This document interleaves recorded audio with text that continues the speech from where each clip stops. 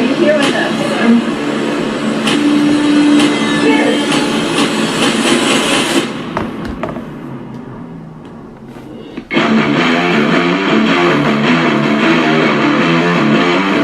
Hi, this is Neal with Graveside Paranormal Tours, GravesideParanormal.com, Graveside Paranormal on YouTube. How's everybody liking the tour tonight?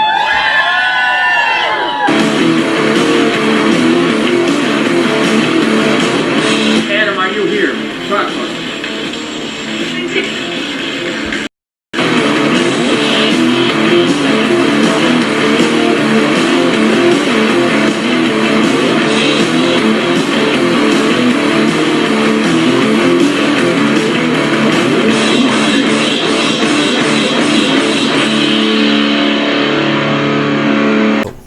Hello everyone, this is Neal with Graveside Paranormal. Graveside Paranormal presents Spirits by the Graveside, where every Sunday night at 7 o'clock on Spotify and Anchor FM and the YouTube channel, we put up an episode. Tonight's episode is going to be about cemeteries histories, haunted cemeteries. I have with me Christine Schweihs-De. Am I pronouncing that, Chris?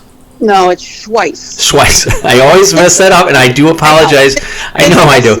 But you know what? We like to call her our graveyard gal, Chris. That is her name, and I decided to give her a really cool name, Graveyard Gal. I think it's really cool, and I hope it's going to be very, very catchy. And so we're going to have her on today. Let's talk about the news, as we always do. Did you know, Chris, that today was 149 years ago, well, actually this week, the Great Chicago Fire of 1871? Yes, correct. Right. And that originally started on October 8th and lasted through October 10th. There were 300 fatalities, 100,000 people left homeless, millions of dollars in damage. Took a very long time before the city actually got back on its feet. Miss Catherine O'Leary, who is buried at Mount Olivet Cemetery, and we're going to talk about Mount Olivet Cemetery, not the one that's in Aurora, the one that's in the Chicagoland area on the south side of Chicago in the Mount Greenwood area. She is buried over in there. People blamed her for the cow. A lot of people say, no, that's not a true story whatsoever. What's your take on that, Chris? Well, you know what? I think, again, those are rumors. It could be true. Mm-hmm. Obviously, it started in that area. And if it started in a barn, right. Well, barns are notorious for fires. Sure. I mean, you have hay, you have wood. You got all kinds of material that will go up quickly. You know, hay and feed and things like that. And so it doesn't necessarily need to be, it could be a mislaid cigarette. It could be, yes, maybe the cow did kick over the lantern. Right. I mean, you have all those things that are very combustible. And it was a day when there was really no electricity. It was all just still a lot of fire and lanterns. And those were utilized for light. But well, and also I think it was preceded by a very dry summer. Yes, I did. So, yes, it was a very dry summer. From July leading into that was a very, very dry summer. So with all the wooden structures, that's why everything burned so quickly. Right. That it just spread from one to the other. I mean, Marshall Field had just finished his building, his store on State Street, and he lost that. Yeah. I never even knew that. That's why you're our gal. Tell us that history, man. I appreciate that. Another thing going on in the news, there is this viral video out there of ghosts at Gettysburg in the Civil War site. Recently, it popped up, and it's intriguing people. In the video, people are led to believe, and I'm going to give Graveside Paranormal's opinion, Neal Gibbons' opinion, that they're seeing a apparition of two soldiers or two people as walking past these two cannons. If you think about it, and when you do go in on YouTube and you can look up Gettysburg Ghosts Run Across Road, it's on YouTube. I want you to pay attention to the windshield of the car of this couple. Over in the bottom right hand of the car and the windshield is this little smudge, okay? And the people all of a sudden start their windshield wipers. And the windshield wipers start up as the car is proceeding forward. And they turn on the windshield wipers, and it goes left and then back, of course, to right. It's giving an illusion if you're moving a car and it's proceeding forward, it's going to give an illusion of movement. So watch the smudge that's down in the right-hand corner. Now, this is my opinion, that this was faked. That is not real. It's from the smudge, and when they turn on the windshield wipers and they're going up and the car is proceeding forward, it looks like some kind of movement. It looks like some kind of a fog. The fog is from the smear. The movement of these things going forward is from the movement of the car going forward. I want you to check it out. You give your own opinion on it. Of course, everybody always gives their own opinion. That is my opinion on it. Chris, have you seen this video yet? No, I have seen things similar to it, Right. but I don't think I've seen that particular one. Yeah, I believe this came out on September 25th or something like that, and a lot of people have been asking questions, and I gave my opinion on it. I'm going to stick to my opinion on that. The other thing that we'd like to talk about in the news, Spirits by the Full Moon. Chris is going to be out there at Spirits by the Full Moon. She's going to be doing angel card reading for us. We're also going to be trying for the first time scrying at night. Scrying, what we're going to do is me and Steve are building a thing called a scrying box. And the scrying box we are going to fill up with basically fog from a fog machine, 2 fog machines, and we're going to try to see if we can get to call upon spirits. It's the first time we're ever doing it. It's something we should always try something new and different, and see if we can get some kind of shape. They say, and believe me, I'm trying to research as much as I can, ladies and gentlemen, to get this right. I know it'll be my first time, and I know I'm going to mess up, but I'm going to try it. But you never know. Maybe something really cool will happen. And we're going to try to get, if we can, some kind of image, maybe in the fog. And now I understand about pareidolia, and I get pareidolia, and I talk all about pareidolia. But I want to really try this at a haunted place where we've gotten the voice of this lady 3 times, so we call her the presenting ghost. It goes, ah, and she did that 3 times, as well as we got on our SLS in a place where a guy was hung, that we caught a body, let's say an outline of a body, that was hanging up near the ceiling in the area where this man hung himself. We got high EMFs throughout that thing. So we wanted to bring that into the news and say, hey, come on out for $35 on Halloween. It's a blue full moon. Did you know that, Chris? A blue full moon. Full moon. Yeah. And it's going to be a lot of fun. Chris is going to be there. Wendy Moxley Rowe is going to be there with Haunted Julia Prison Book. She's going to be signing books. You cannot beat that for the price of $35. I mean, if we're going to talk about scary stories, I'm going to present scary stories to people. We're going to give you an investigation.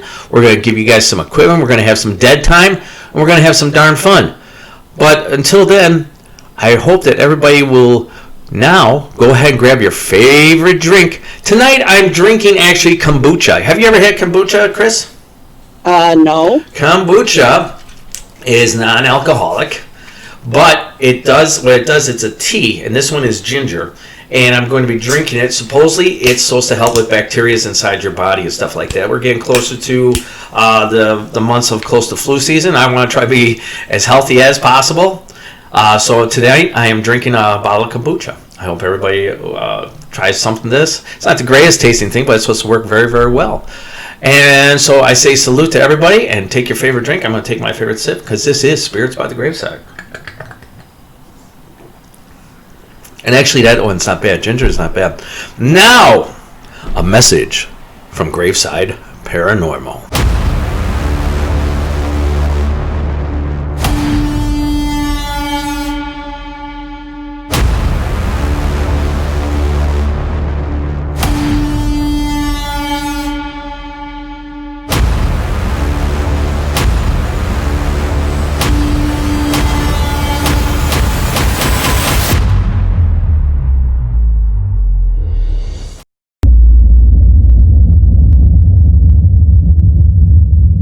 Halloween's not dead, and neither is Graveside Paranormal.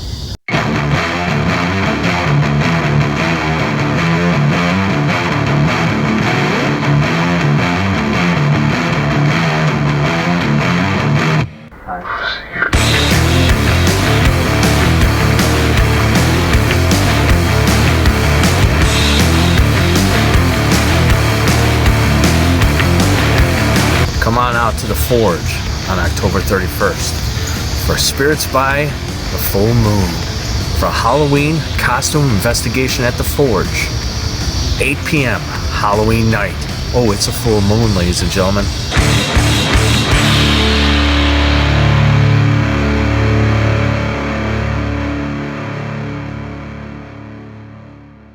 We're back.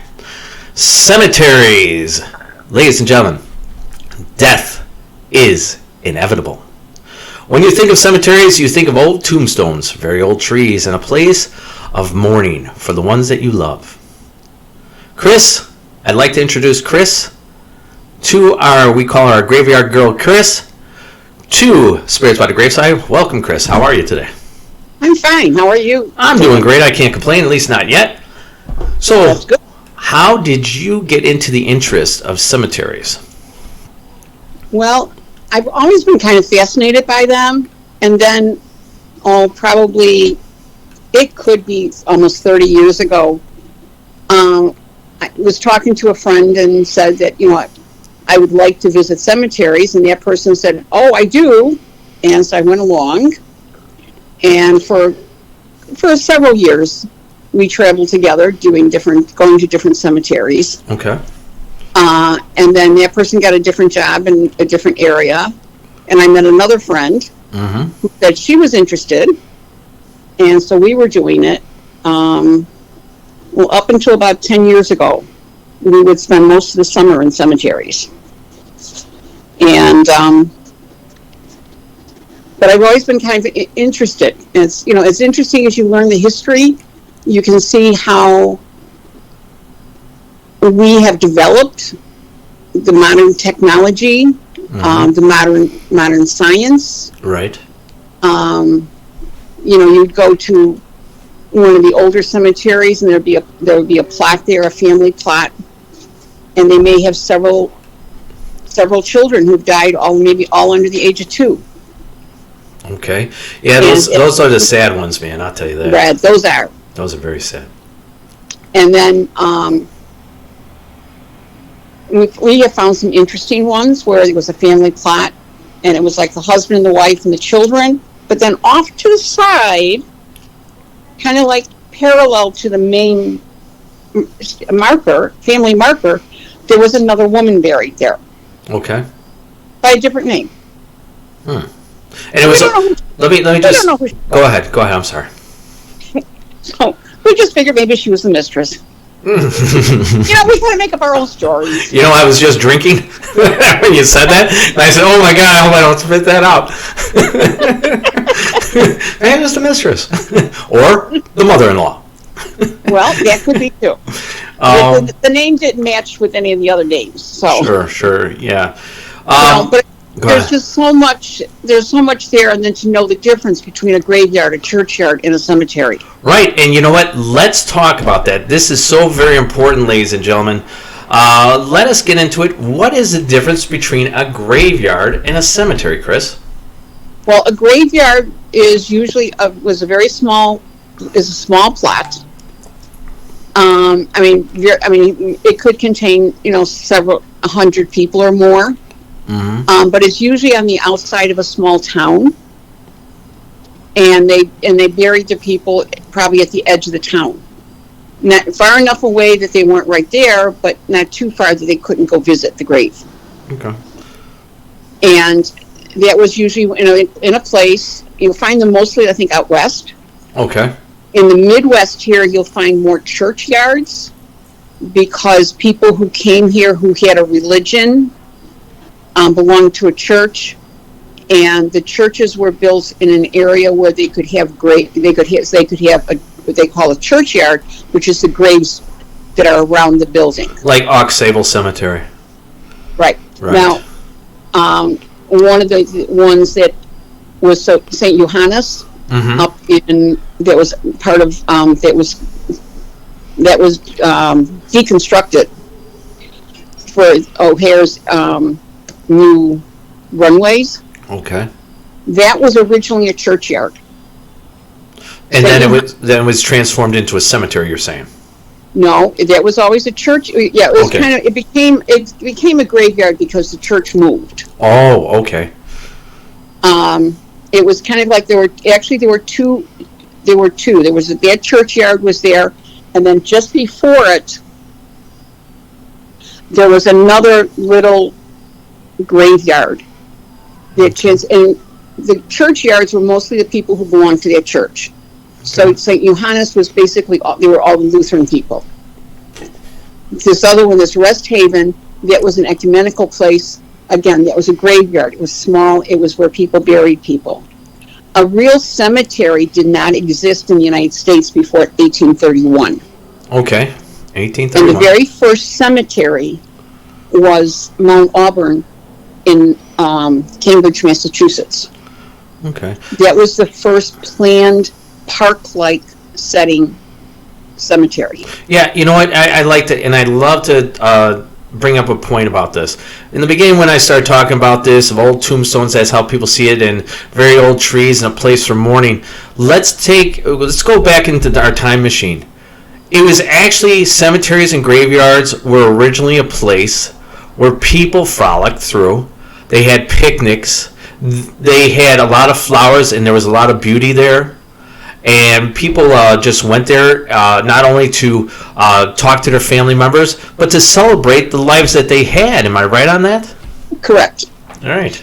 And part of that was, when you think about it, now we can get into our car and we can get to many cemeteries in the Chicagoland area within about 20 minutes. Right.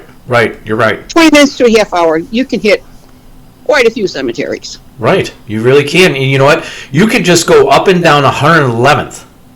Right. And you will go at least 4 or 5 cemeteries right there. Actually, I call that Cemetery Row. Yeah, you're not lying. I grew up in that area, and I researched a lot of that stuff when I was younger, of all the stories of the areas. It's amazing how they picked that area there, but it is very accessible for all the little communities that are there. That's what's so nice about it. Right, but see, the other thing too is that it was also on the outskirts of the towns. Mm-hmm. It was the outskirts of Chicago, and those little villages or towns, which we now call suburbs, they grew up around it. They weren't there originally. Right. Most of the cemeteries that we know, and I can only talk specifically about Chicago because I haven't done much about other places. They were always at the edge of town. Right. Take, for instance, Mount Olivet, like I was talking about. You had at the edge of the south side of Chicago, Mount Olivet, Mount Hope, and the Mount Greenwood Cemetery.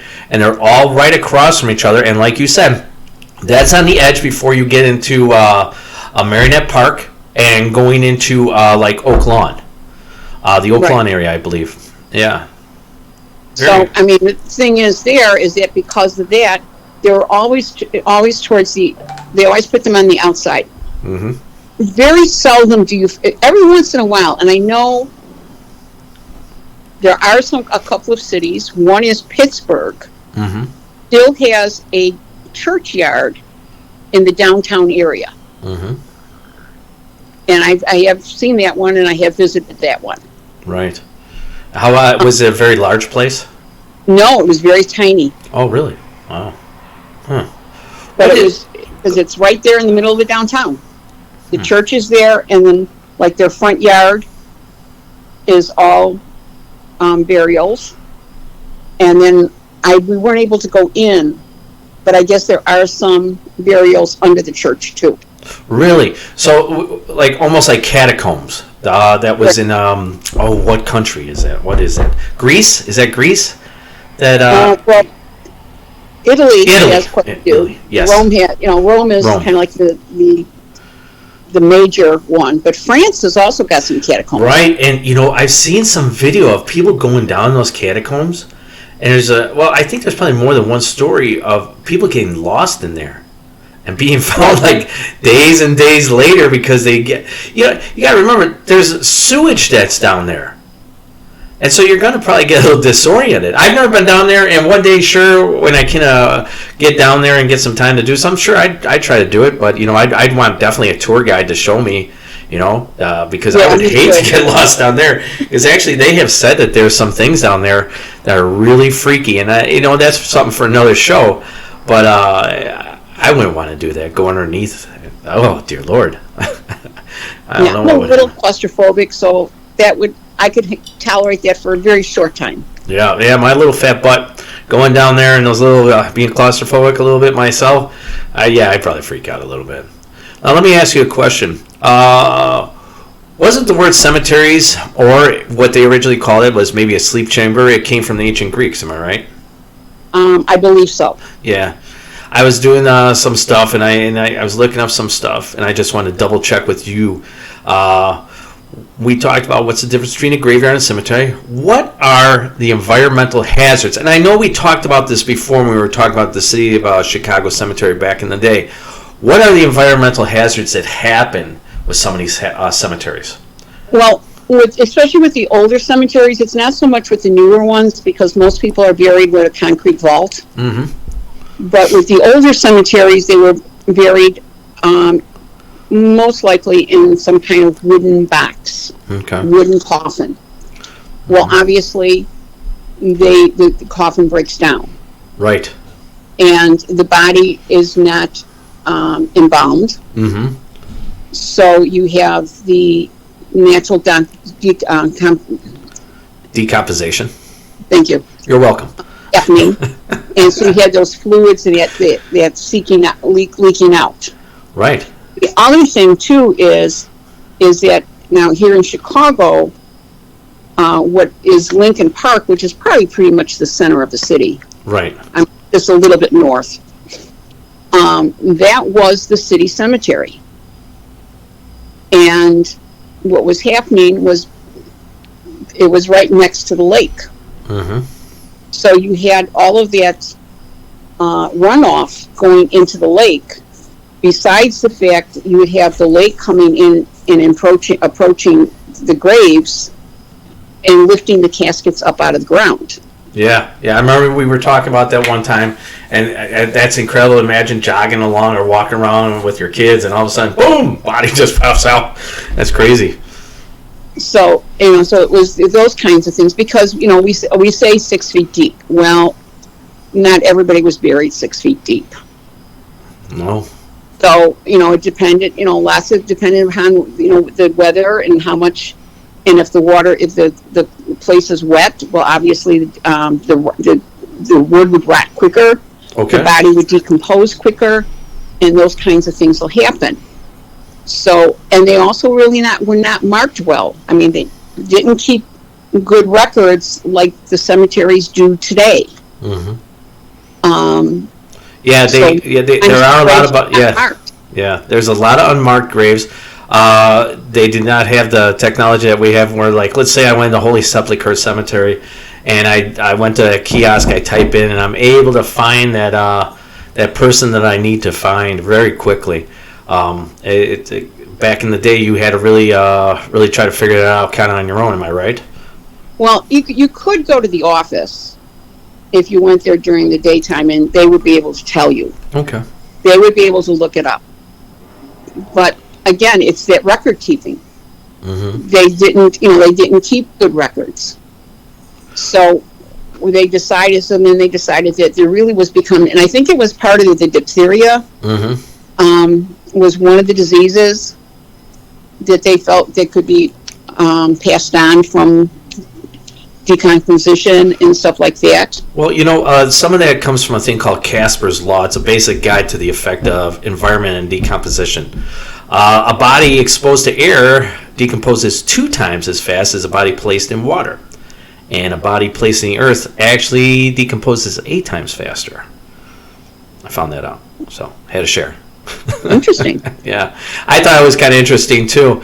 It's really cool. When people used to have at-home funerals or wakes, do you know when actually they stopped doing it and actually having funeral homes? Well, that kind of happened after the Civil War. Mm-hmm. And depends. I just got something here. Oh, please do.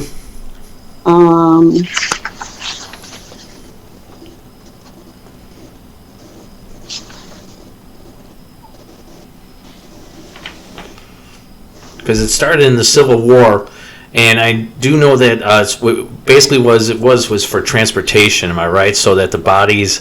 The embalming started right with the Civil War. Right, and the thing that really brought embalming to the forefront was when Abraham Lincoln was assassinated. Mm-hmm.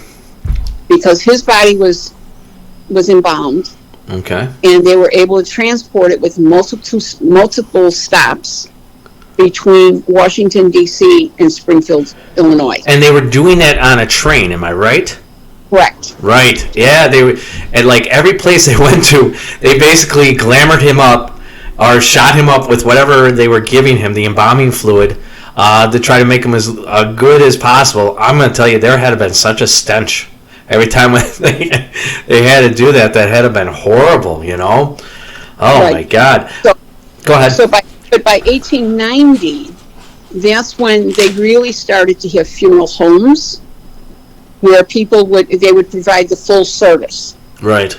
You always had the undertaker. The undertaker would come to the home and help provide you with the services that you needed. Mm-hmm. But before that. Okay. And people were waked in homes well into the 1950s. Yeah, I was about to say that people were doing it still in the time period that we live in. I'm not saying they do it today, but I seen this show, and it was on some network of people having their funerals and their wakes still in homes, and they're all getting dressed up in they're dressing them up in their favorite sports outfits, giving them their favorite drink, putting sunglasses on them, or it would look really weird. So some people still do practice that. And, you know, it's something that could still happen. Yeah, I think that's other than the United States. That sounds like there's, trying to remember. I'm horrible about remembering details. Okay. But it does happen in a certain country. Right. I wonder in a certain culture. Right, and I wonder if people still do it here in America. You know, do you have to get like special permission or something like that? Well, I'm sure there's a lot to do if you really need to do something like that. I would think something like that, yeah. Yeah. Now, go ahead. But then when the funeral homes came, then they were able to provide the full service. They were able to take the body, they were able to embalm the body, which was not happening before this. Mm-hmm. And providing a place for people to gather. And, you know, I don't remember it so much. I remember it as a kid, though there weren't many wakes that I went to, but there used to be 3 days wake and then the funeral. Okay. And then they moved it down to 2 days because people just decided that it was, and a part of that was I think to allow family members to come from other places. Right. Exactly, to come in from other places because, you know, people move around and such like that. Now, what do you think about what's going to eventually happen when there's too many graves? What are we going to do for burials? Now, I've gone and I've researched some things, and some of these are some interesting things, but I'm going to give you the first talk about this. What are some of the other ways that they eventually want to bury people because of too many graveyards and cemeteries? Well, there's one, you know, and one is that is an old one. It's been around for years and years and years. Is cremation. Right. Where the body is burned and reduced to ash. And go ahead. You know, they have, and cemeteries now are building columbariums. There are special places specifically for urns or containers of the person's ashes. Mm-hmm. One of the best ones I've ever seen is the one that's at Bohemian National Cemetery. Okay, tell us about it. When you walked in, it's there where their chapel is. Okay. But when you walk into this huge room, and from floor to ceiling are glass enclosed niches. And in those niches are all kinds of urns. Some of them are extremely fancy. Other ones are just the plain, like, coffee can type. Oh, okay. And then on the two sides, it wraps around, and there's two long rooms, like hallways. Mm-hmm. Those two are lined with the glass enclosed niches.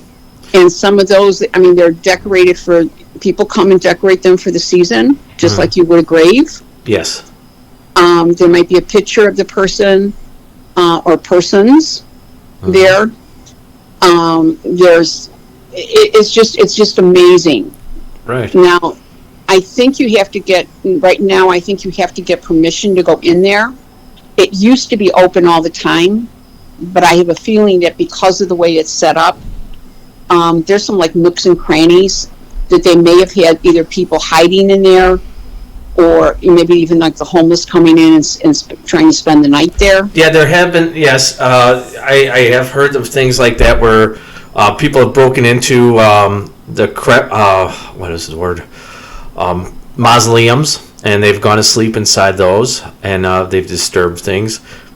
Let's talk about, talking about that, and you know what? I'll get into this in a second. I wanted to talk about graveyard robbers in a minute. But let's finish what we're talking about. Now, one of the things that I was looking up was they're taking the ashes of people, and like we were talking about, me and Chris were talking about this earlier, is how they're putting them in, what kind of bags again?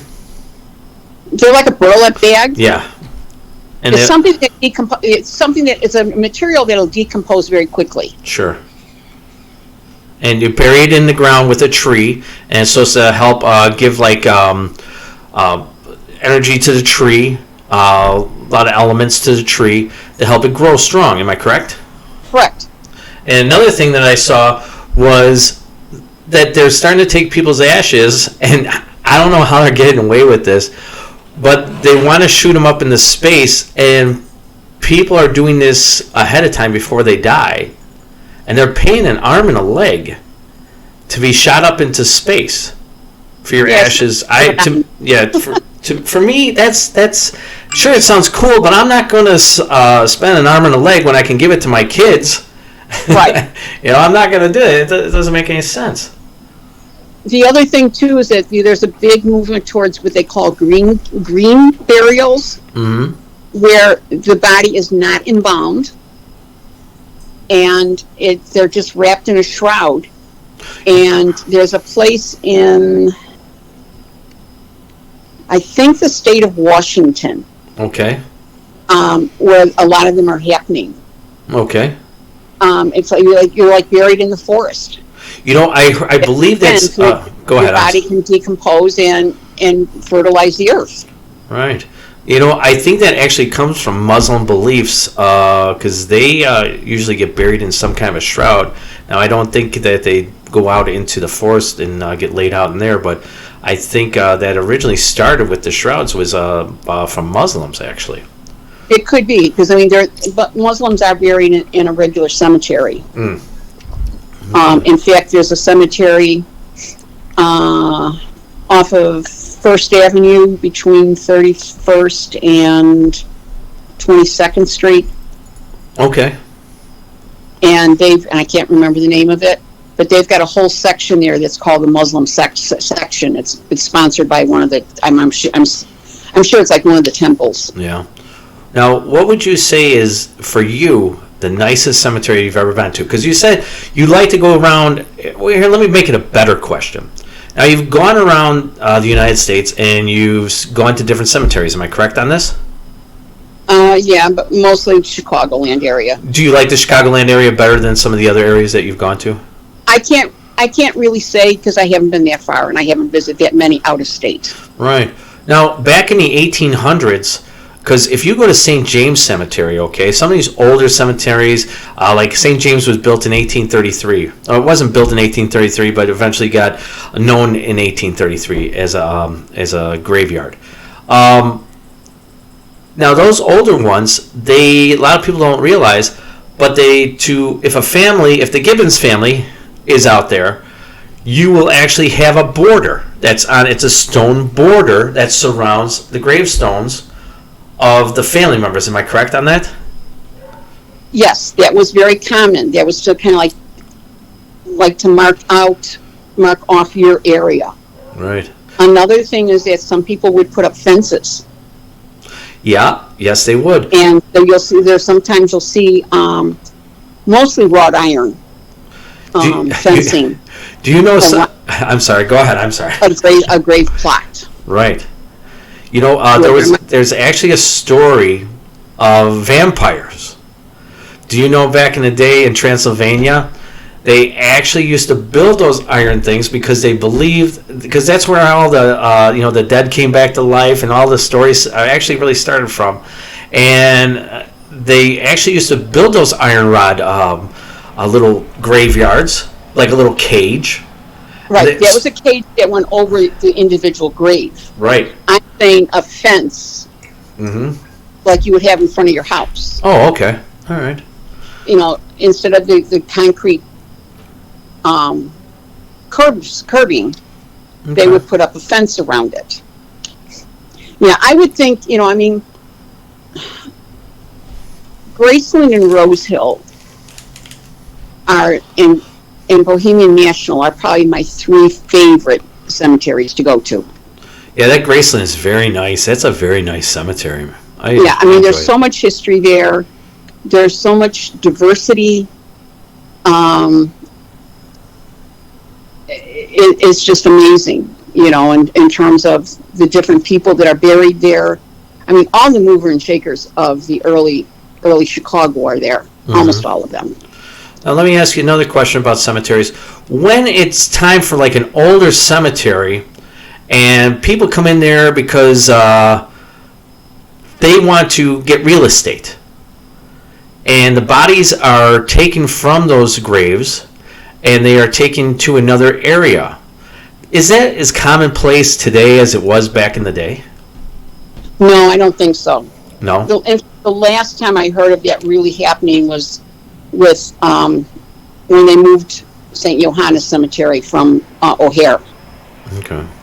In fact, I was involved in that because I had relatives that were buried in that cemetery.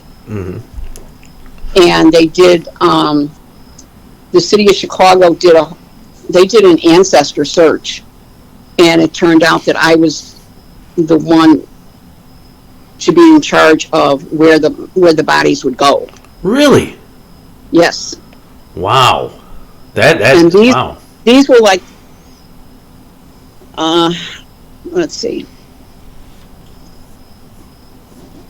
These graves were well over 100 years old. Yeah. Now, is there a thing with graves where they get, because I believe because of the gravediggers strike in the 1920s, a lot of graves were given a certain time period, 25 years or 50 years, where the bodies could stay there, and then after that time, if they did not pay anymore, then the bodies were taken out of the ground and they were used then again. Am I correct on that? Yeah, there were some places that had what they called term graves. Term graves, yes. And so you bought them. It was like you rented the place for X amount of years. You took a lease on the land. Right. And if you didn't pay, then they would move you. Most likely they would move the bones to an ossuary, which is just a place where they store bones. Wow. And it's almost like a potter's grave after that, after your term limit's up, huh? Right. So if you don't pay your lease, man, you're out of here, kicked out. Hit the road, Jack. Whereas when they moved the bodies from St. Johannes, what they did is, and I got a little story about that too. My family history is Lutheran and Catholic. And so my grandmother was a Lutheran, but she turned Catholic when she married my grandfather. Now, this was like in 1899. So all of her relatives were all Lutheran. Okay. And so there was this plot that had some of her relatives in that area, and there were 4 graves, and 2 of them they identified as to being connected with me. No, 3 of them were connected with me. Okay. So I said, I would move them to St. Mary's because that's where my family is. Because the city would move them, I think, anywhere within like 50 miles.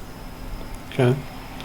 And so I said, well, St. Mary's, and they said, okay. But then the one other person that was there, their immediate person was from Minnesota. Mm-hmm.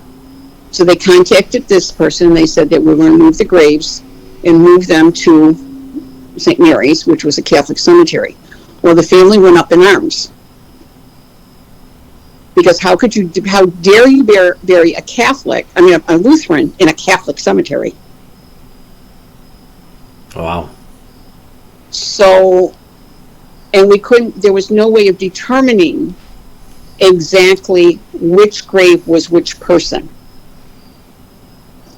So it was miscategorized. Right. Okay. So it was like an obelisk. Okay. And so the names were on like all 4 sides. But they didn't want to say that they weren't to be sure as to which body was which. That's horrible. That's horrible. So anyways, we ended up putting them at Mount Emblem, which was nice, which is a very nice cemetery. That's a nice cemetery too. Yeah. The one with the windmill Mm-hmm. in Elmhurst. Right. So we put them there, and when they dug up the grave, those 4 graves, they found another casket. They found another coffin. It was a young person. We have no idea in the world who that person was. And nobody knows. See, and what year time period was that? Well, it probably was in the late 1800s, early 1900s. Okay. Because I know that there was, in the time period of the late 1800s, early 1900s, up to maybe the 30s, there was a lot of mislaid bodies, just only because of people would not dig holes if they didn't get paid to do it.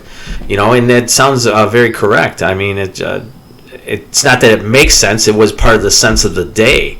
You're only going to work if you get paid. And a lot of these bodies, they were taken to different places, like Resurrection Cemetery, and they were left there, or Archer Woods Cemetery. I believe, I cannot prove it, but I believe a place like an Archer Woods Cemetery probably did the same thing. It just makes sense to me when you look at the how Archer Woods Cemetery is all set up. It's interesting, but we were talking about how some of these bodies, they have like term graves and stuff. Now, there's a place in Justice, Illinois. It used to be a condo or an apartment building there. And I remember it because there was a story, and I met the lady. She was living there with her child inside this building. And the mother, her daughter died inside the house at a very young age. And supposedly the spirit of the child lived with her in there. And what it was is this building may have been built over part of a cemetery.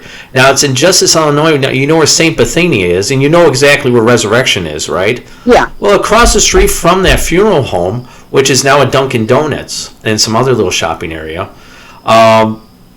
they found tombstones underneath the ground behind the bushes and stuff like that. So you wonder if maybe somebody's term grave was up and they just built over the thing and just left some of the stones there, or maybe it was a place originally where they used to sell, the tombstones to people for cemeteries or something like that. I just thought I'd bring up that story because we were talking about how we had the term limits and stuff like that, and it's very interesting. I met this lady, and she showed me the video. We actually, part of the thing is if you can leave out this child's toys on the ground, and you come back, all the toys will be back inside the box. And this was in the 90s. And I said, I know you. And I started talking to her. I go, can we try this? I go, I'm trying not to be rude or anything like that, but it's just my crazy interest in this. And we did it, and sure enough, it happened. And I was like, oh my God. And they believed that there was a shadow person that was down in the basement on the grounds of possibly where this cemetery was. It's just an interesting story, side note for you. I thought it was a really cool story. Yeah, that is a cool story. Yeah, I thought it was. I really appreciated the lady. She was very honest and open. That's the one thing I like. So now, let's get into... Would you like to get into Haunted Cemeteries, Chris? Sure. let's get into some music. Now, we talked about the history of cemeteries. But now, we are going to talk about the haunted cemeteries. And I'm going to give it to the Graveyard Gal. Okay. One is Archer Woods, which is on King Avenue at 84th Street. Okay. It's a small cemetery. It's kind of surrounded by wooded. So it kind of gives you even on a hot day, it's very cool in there. But it kind of gives you an idea that you're not alone. And there is a tale that there's a weeping woman. Right. That seems to walk back and forth, and that she haunts the cemetery. And I've been to that cemetery, and like I said, when you go in there, you get that feeling that you're not quite alone. Yeah. And you might be the only person, or you and your friend might be the only visible person, flesh and blood, that you can see. Right. One of the things that me and Steve, we actually went to that cemetery, and it's actually on our tours as well. And I've always tried, and maybe you can help me. What is in the name Keene Avenue is right there, right? And yeah, Keene Avenue, and right. One of the big what is it called, mausoleums there is actually Keene. So I'm assuming it was the person who's buried there is part of the name there. And I tried doing history on it. Maybe you can help me. Do you know who exactly that is in that grave? No, I don't.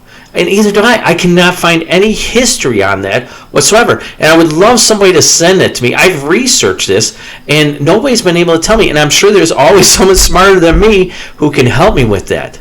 And one of the things is, and you're absolutely right, you get that feeling like something is different inside that cemetery. And the story... Go ahead, I'm sorry. Yeah, and I don't know if it's just because when you go in, it's usually... it's cooler than being on the street.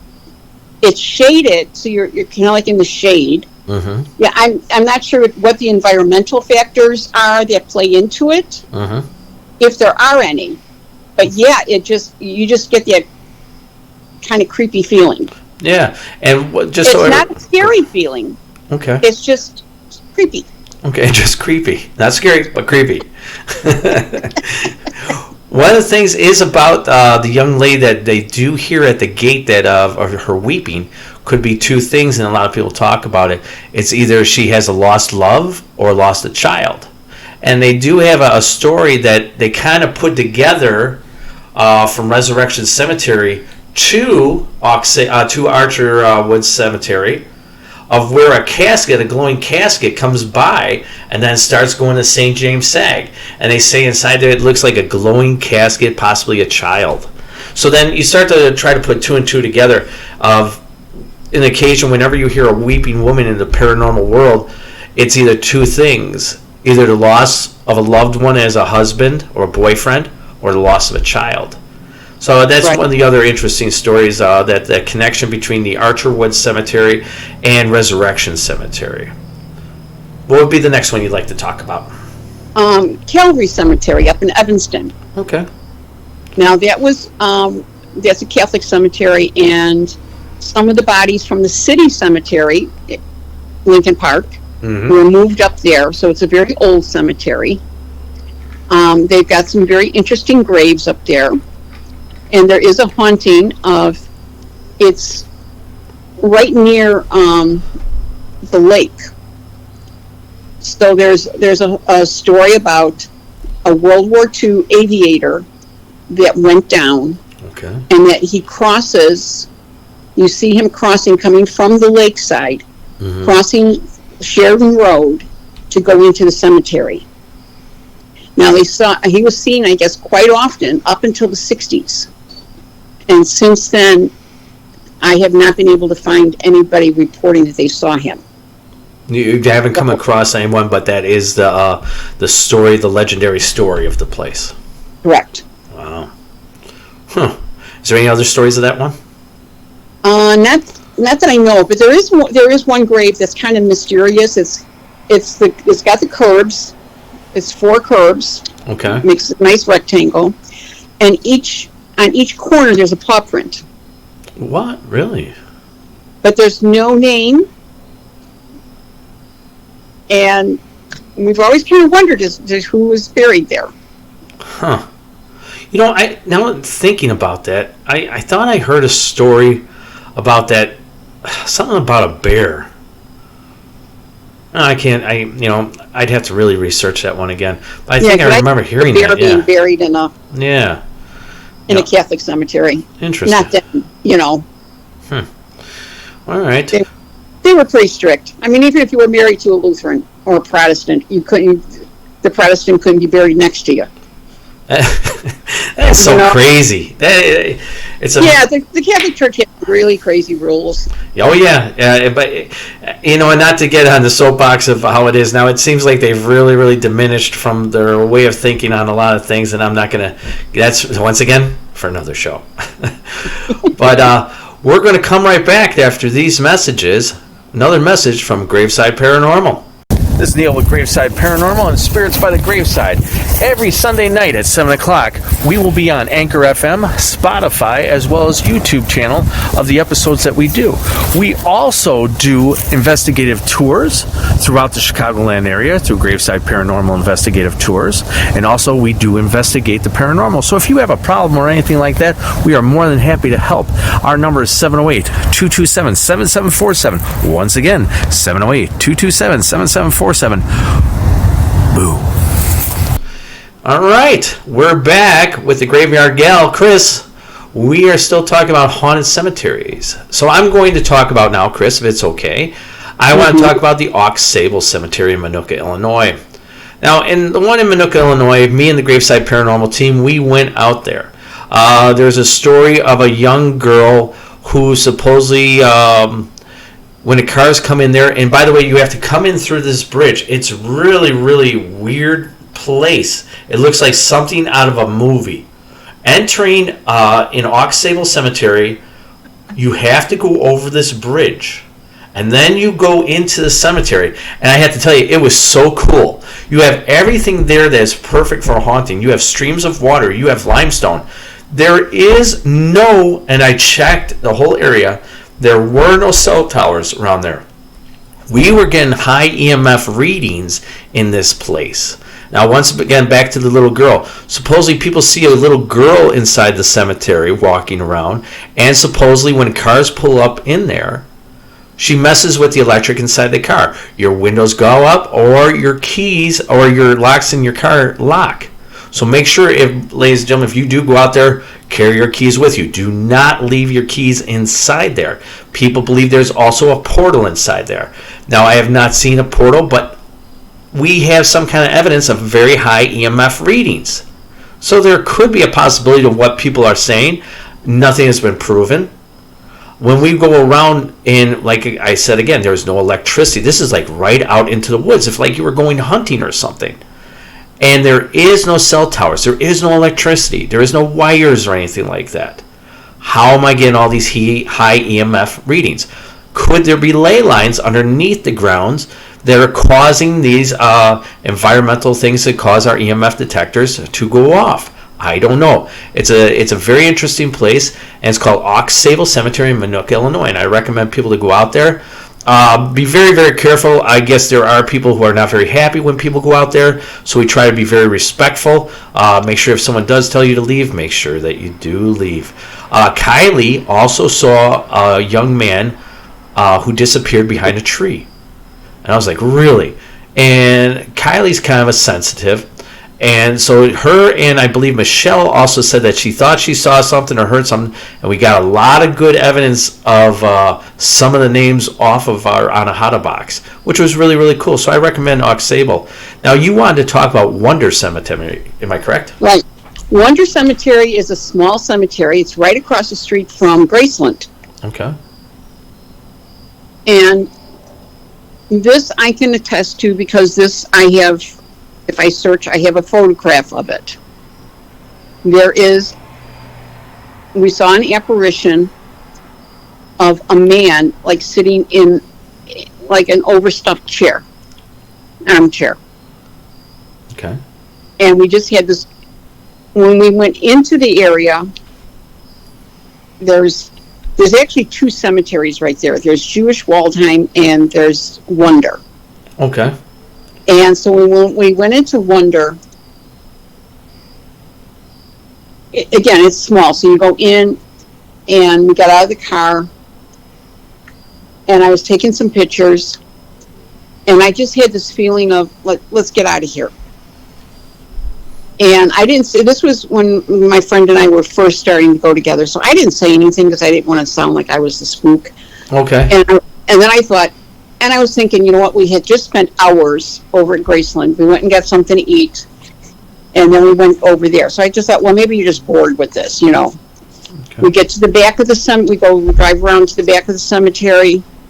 The feeling's gone. I'm back to my normal self. When we're taking pictures and stuff, and this is the days of 35 millimeter. Mm-hmm. So I get the pictures developed, and sure enough, there's the picture of the man sitting in the chair.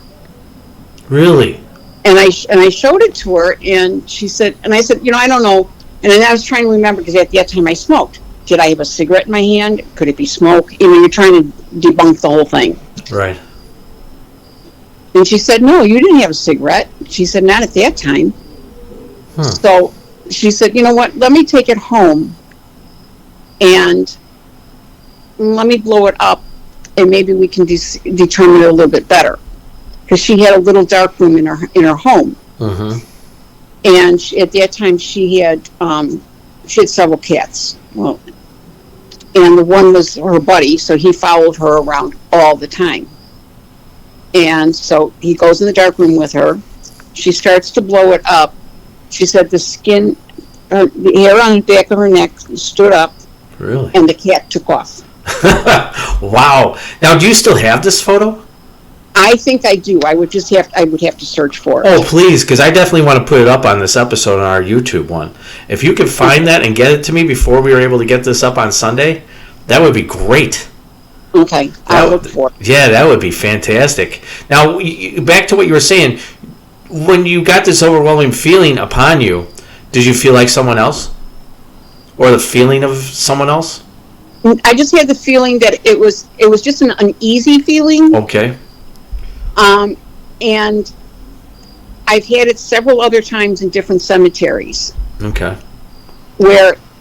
And then after this whole episode, then we just agreed that if either one of us ever felt anything, because she's a little bit more sensitive than I am. Okay.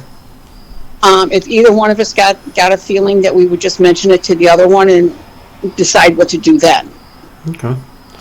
Sounds good. And it's always good to do that, because you want to talk to each other. So say, hey, did something happen to you? Let that other person talk first, so that your stories collaborate, that you're not talking over each other where they almost sound similar.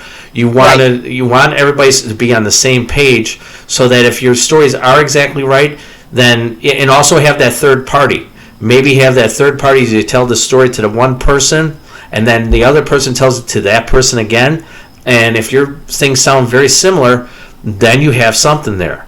But when people are talking stories and they don't have witnesses or anything like that, then it's hard to, not to say it did not happen to somebody, but I just give that as a heads up to people who want to go out there and go and investigate into things. It's always good to have that third party, so that the one person can go up at the person and the other person can go up to the person, either show pictures or talk about the incident. Now, I think the other thing too is that just as long as we're talking about going and visiting, it's always good to go in pairs. Oh, yeah, it is. Never not to go by yourself. Yeah, because there's a lot of weirdos. I like going to cemeteries, but I don't really consider myself a weirdo. I just like going to them because it's nice and quiet. It's a great place to think. I like going to parks, and I like going to forest preserves as well. It's not like I dwell inside of a cemetery, like some individuals I do know. But the thing is, when you go into a cemetery, you like enter into a different world. You do. You're going in a time machine, in a way of thinking. You're going into a time machine, because all these people had lives, and you know what? Just like you have a life, I have a life, and each and every one of us has some kind of history, and that's the niceness about it, And you like reading the certain things and seeing the really cool tombstones and how the designs are, and it's just so interesting. I love it. So let's move on to Mount Olivet Cemetery, not the one in Aurora. Mount Olivet Cemetery, the reason why I talk so much about Mount Olivet Cemetery is because I lived right behind it. And as a child, I used to jog in the cemetery when I was in high school. And I used to jog in that cemetery. And once again, it was a place how I learned how to just find a place to go think. And it's not that I had some kind of underlying thing where like I wanted to become a worshiper of the devil or something malevolent. It's nothing like that. It's actually it was a tranquil place where where you can go out to think. So Mount Olivet Cemetery, now this isn't what I'm going to tell people. This isn't the haunted thing, but I think this is important because it shows the history that we're talking about, Chris, of how people's lives. Okay. So in Mount Olivet Cemetery, just so everybody knows, and not a lot of people know this, it was actually the first resting place of Al Capone. Did you know that? Right. Right. Yeah. He was originally buried in Mount Olivet. He died January 25th, 1947. And on February 1st, the body arrived at Mount Olivet internment and removed it from the vault on February 4th. Now here's the interesting story when I'm talking about a story in history. When he was taken from Ralph, his brother, he basically got the permission from the city of Chicago to transport the body. And what they originally did is that they put a dummy casket on a railroad, on a train, where him and the Rago brothers from Chicago off of Western Avenue actually put Al Capone's body inside of a station wagon. And they went across the country so that nobody would disturb them. And it took them up to 48 hours to get to the city of Chicago and get them to the internment of Mount Olivet. Like I was talking about, some people believe that he was put inside certain places as used as like a wake, but that's not true. None of that is true whatsoever. And the other one, like we were talking about earlier, was Catherine O'Leary. She was born in 1827. She died July 3rd, 1895. And she's another great thing of history because people, like we were talking about in the beginning of the show in the news, is we were talking about that she was the cause of the Great Chicago Fire. There's a lot of dispute to that. And I want to make sure that their family members are still around. We at Graveside Paranormal at no time are saying that this lady did this. Accidents do happen. And that's something that's just a great part of Chicago history. And I love talking about those Chicago cemeteries. And that's why I thought I would bring that in there, because we were talking about how each and every time you go inside of a cemetery, there's a bit of history there. And people should really, really think about that. And it's such a nice thing. So you wanted to get into St. James Sag for our last one of the night. Am I right on that, Chris? Yeah. Yes, another one. It's a very old one. The cemetery, and that's actually a churchyard. Yes. That is not a cemetery, because it's built around the church. And again, you've got all those. And a lot of times what happened there was that when they were building the canal, it was very hard work. There were injuries. People died of diseases and that. The men died. Yes. So many of the canal workers are buried there. Right, and they all came from Irish descent. Correct. And they were used basically as slave labor. And majority of them were buried at St. James, otherwise known as people like to call it Monk's Castle. And that's because there is this haunted story that goes around that if you go there at night, that you will see monks walking and chanting along the canal there. Okay. And going, like up to the church and or around the church and in that area. Right. There was actually in 1977, there was actually a Cook County sheriff who says that he saw this, and he actually documented it in a report. And he put on there that he saw like 7 or 8 monks. He thought they were kids just messing around inside there. And they started floating up, and he went and he started going after them, and they started floating up into the graveyard. And all of a sudden they disappeared, but he still wrote the report. And that's actually a true report that's on to this day. So it's actually a very interesting place, St. James. And if people want to go there, that's what me and Chris were talking about. How you see the old remnants of some of these family plots and how it's all cornered off in like little stones and stuff like that. They do not have any of the gates like you were talking. But you want to know what I find so interesting about St. James Sag? Is, and I cannot understand this one. Whenever you get a chance, ladies and gentlemen, go to St. James Sag. Go to the south end of the cemetery. You're going to see this large hill. I don't know how in the heck that they were able to carry these caskets up and down these hills and get them in properly without falling and a body dropping out of them. Have you ever seen that, Chris, over on the other side? Oh, yeah. Yeah. Well, and then the other thing too is that there's when you walk along near the canal area there. Yeah. There's bodies that are built on that embankment going down. Right. Yeah. And they have the fences. Yeah, go ahead. That would be the west side of the building. Yeah. The church building. Right. I mean, well, when you think about it, I mean, I'm kind of like amazed, and it's like you look at different churches and stuff, and how do they get the caskets into the church? There were a dozen steps up on the outside, and then you got inside, and there were another 6 up. Yeah, it's a. You would not think. If you look at it, you would not think you would build a cemetery or graveyard right on that spot there, because that looks like a whole lot of work. Yeah. They would be putting me in disability. I'd be at home taking Motrin after that long day. That would be some work and a half. And I really like St. James Sag and the really cool stories that go along with St. James Sag. And next year, hopefully, when COVID's all done and this and that, you'll be able to join us for our tours, because we make sure that we go there. And the father there, the priest there, he's a very nice guy. He actually let us in there one night, which is so cool. I was actually able to bring a group inside there. We all had such a nice time, and he was so nice. And he actually did it. He took a shot of some drink that one of the ladies made, and we just had like a really nice time. And I just love talking about all these things, and I love talking to you about all these things. I just think you're very knowledgeable at this stuff. And the other thing I just wanted to mention, on TED Ed, the YouTube shoulder, so YouTube channel, there is a short clip. It's kind of cute. It's called the Fascinating History of Cemeteries. It's about 5 minutes long. Yep.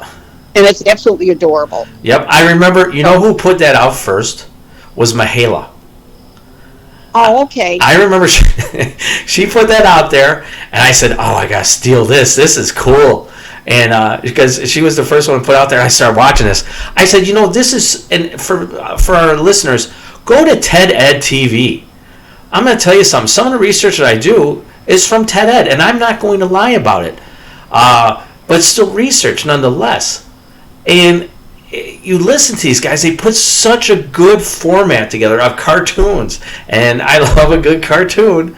And it's just so nice. So I recommend TED Ed to anybody to learn the history of graveyards, cemeteries, how people die, decomposition. All that stuff is on TED Ed. It's so nice. Right. I enjoy it. And because the other thing too is, we were talking about before about the cremains and things like that. They also make it into jewelry. Yeah. They turn it into like diamonds. Yeah. Where they'll put lockets and they'll fill it with some ashes from the person. Right. Some people have actually done that. They mix the ashes with ink and have tattoos. Yes, I've seen that.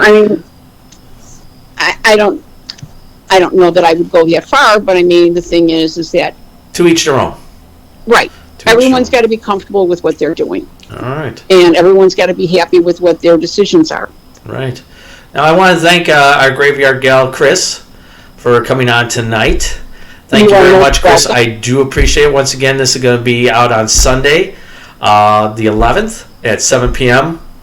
YouTube, Spotify, and Anchor FM. Check it out. We will do some Facebook Lives every now and then, like I said. Please come out to our party. Chris is going to be there doing Angel Card Reader for Spirits by the Phone. I'd love to see everybody. Oh, man. And everybody loves when you do the angel card reading. I don't hear one bad word about you, not one. Everybody always talks about how great you are at what you do. And it's so nice. Oh, no problem. That's what I do. But I would like to make sure that everybody comes out to Spirits by the Graveside, Spirits by the Full Moon. We are going to be there. We're going to try scrying for the first time. I think, Chris, you're going to really dig this. It's the first time we're ever trying this.